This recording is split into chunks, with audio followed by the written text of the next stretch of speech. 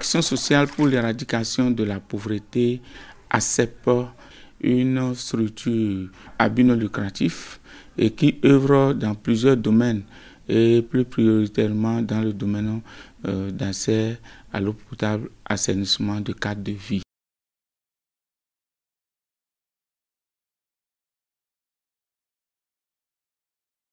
Premièrement, il faut expliquer à l'opinion internationale que chaque année, l'ONG ACEP œuvre inlassablement pour l'accès à l'eau potable, l'hygiène et à l'assainissement du cadre de vie.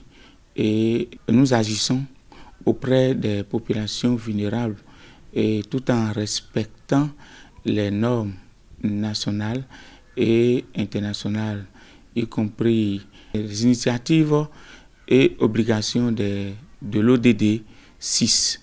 Vous savez, cette année, et sur le plan national, notre gouvernement a mis l'accent sur l'accès à l'eau pour tous, pour les usagers, un droit fondamental, une responsabilité partagée.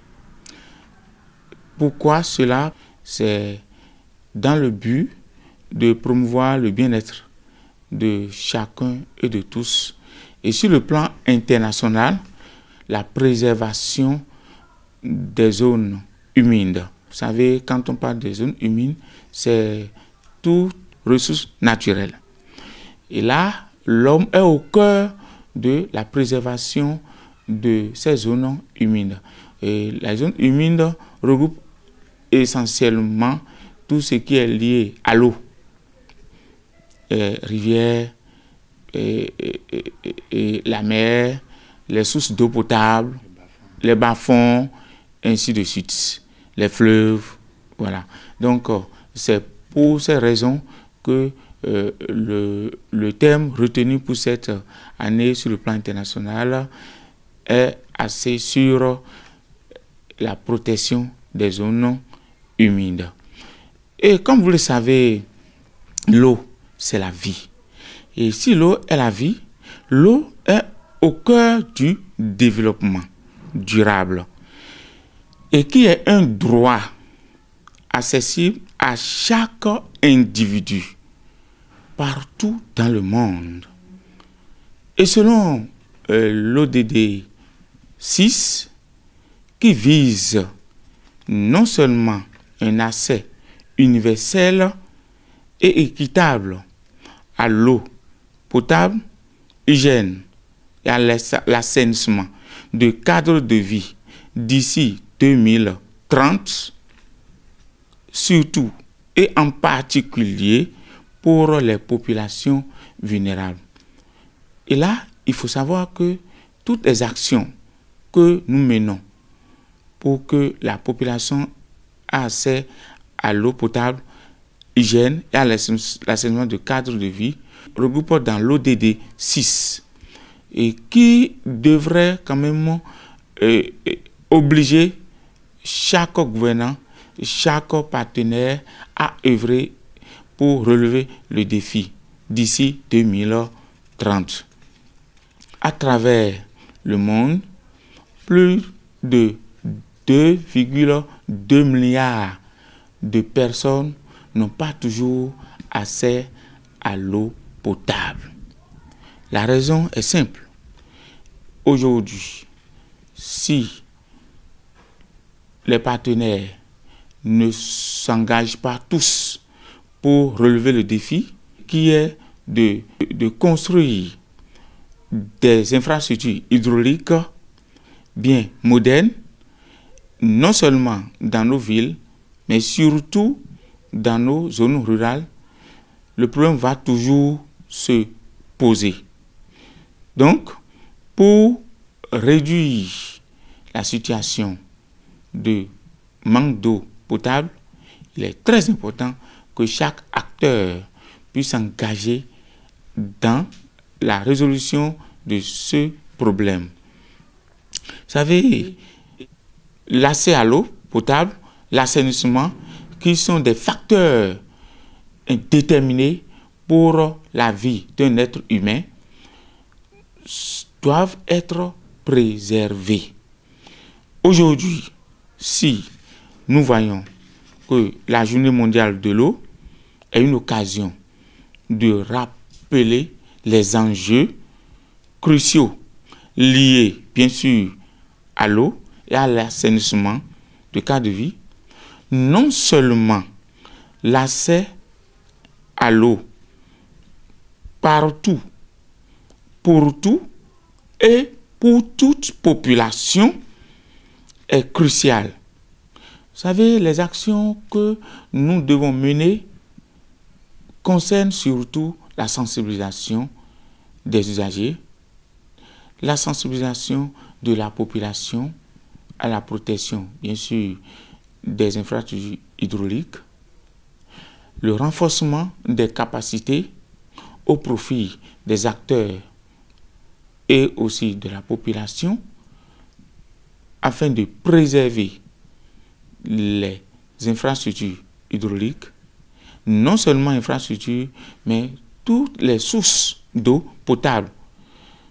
Vous savez que lorsque la population n'est pas sensibilisée, formée, elle ne comprenne pas l'enjeu réel de la gestion intégrée des ressources en eau. Donc, il est très important que nos partenaires à divers niveaux, en l'occurrence le gouvernement, les acteurs étatiques, les autorités communales, les partenaires nationaux et internationaux. Je passe au canal pour saluer le programme, le PSE-Eau et le ministère de cadre de vie et de l'eau, les autorités qui ont compris qu'il faut mettre en place un cadre de concertation des acteurs de la gestion intégrée des eaux et les ressources en eau potable et qui nous permet à nous de réfléchir tous les jours que Dieu fait afin d'améliorer nos prestations, améliorer nos actions à l'endroit de la gestion intégrée en eau. Non seulement en eau, mais chercher les stratégies, les moyens, mobiliser également les moyens afin de construire des infrastructures d'assainissement, de cadre de vie.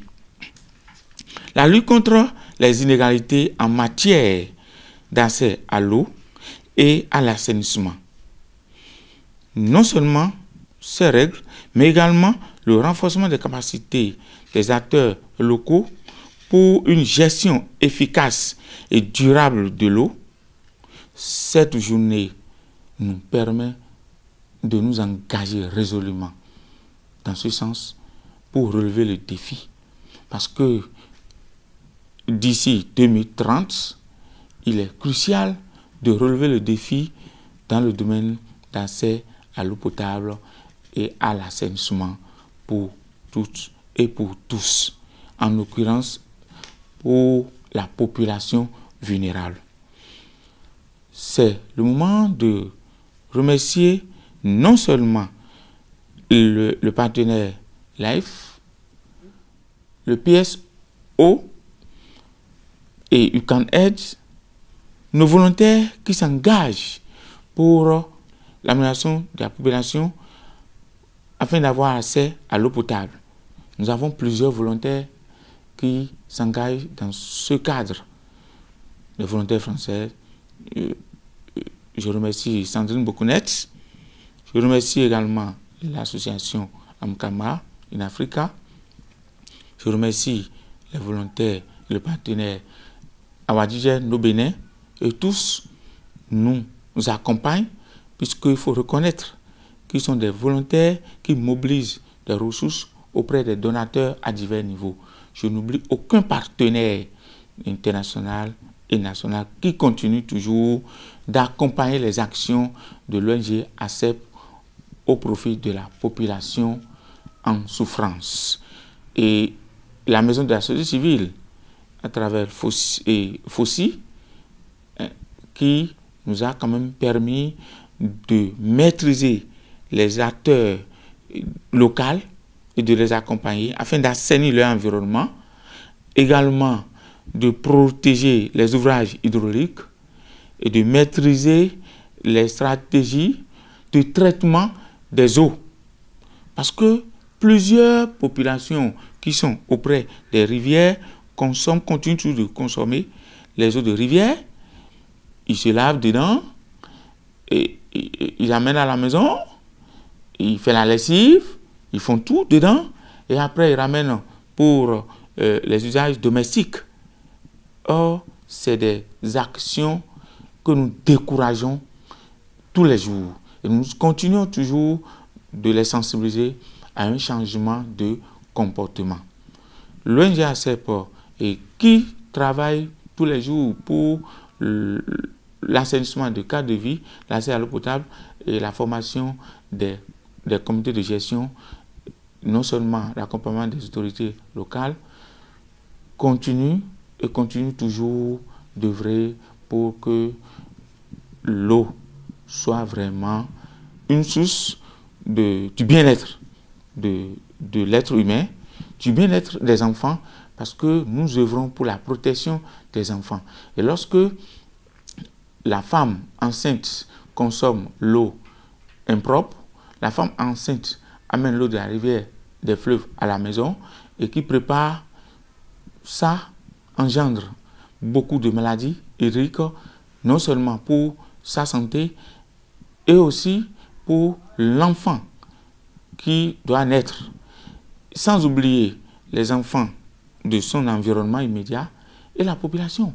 Donc, nos actions concourent à éliminer ces comportements dont nos femmes développent dans les ménages. Et nous arrivons aussi à protéger le cadre de vie à travers le reboisement. Non seulement le reboisement, parce que vous savez que ça concourt aussi à la protection de l'environnement, à l'assainissement du cadre de vie. Il y a aussi la réalisation des ouvrages d'assainissement, les toilettes publiques, les toilettes scolaires, afin d'éviter, d'amener la communauté à éviter la défécation à l'air libre pour qu'il y ait un assainissement hygiénique de cadre de vie.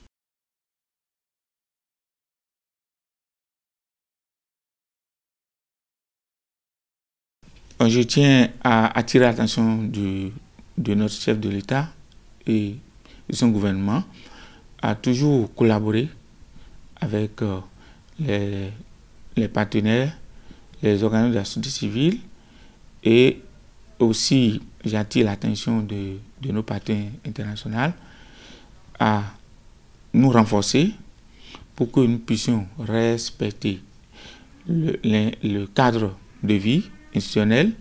Nous puissions quand même soutenir, aider la population vulnérable à un changement de comportement, à la consommation de l'eau potable, à l'application des règles hygiéniques liées à l'assainissement de cadre de vie.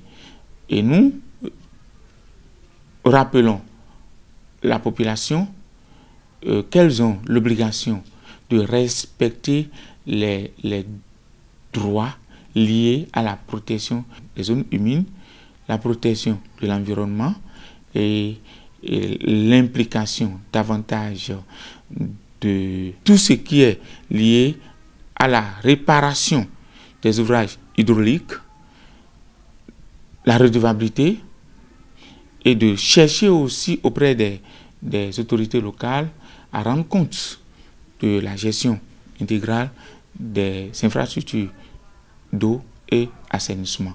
Je vous remercie pour cet entretien et que cette journée soit une journée belle et pour que tout le monde puisse comprendre l'enjeu lié à la journée mondiale de l'eau et à l'assainissement. Merci à vous. Je vous remercie.